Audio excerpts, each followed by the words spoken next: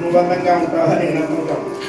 అప్పట్లో ఎఫ్టీవీ లేదుగా, స్టాంపు మీద నడవటం లేదుగా, జడ్జెస్ మార్కులు వేయటం లేదుగా.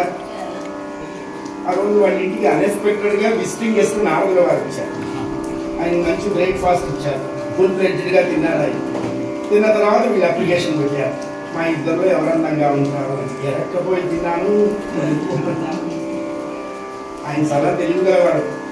ఎప్పటికి వెయ్యేది అప్లికబుల్, అప్పటికా టాకు టాకి అడ్రస్ హత్తింపక హత్తంపక ఎస్కేప్ అయి తిరుగువాని ఎక్స్పర్ట్ సుమతి అని ఆయన మంచి ఎక్స్పర్టీస్. ఆయన వెంటనే సర్దుకున్నట్ట. ఓ పెద్దమ్మ, ఏంటర్థ నువ్వు పెడుతుంటే అందంగా ఉంటావే. ఓ చిన్నమ్మ, నువ్వు వస్తుంటే అందంగా ఉంటావు. అంతే కదా, దరిద్రం పోతే అందం, లక్ష్మి కలిగితే అందం. ఆమేలితాక్ష్యమధికం సామే శ్రియం దిశం సాగర సంభవం ముక్తాం కుర్విదతీవదనే మురారే ప్రేమస్తపా ప్రణగితాని గతాగతాని మాలాదృశో మధుకరీవ మవోత్పలేయ సామే శ్రియం దిశతు సాగర సంభవాయ.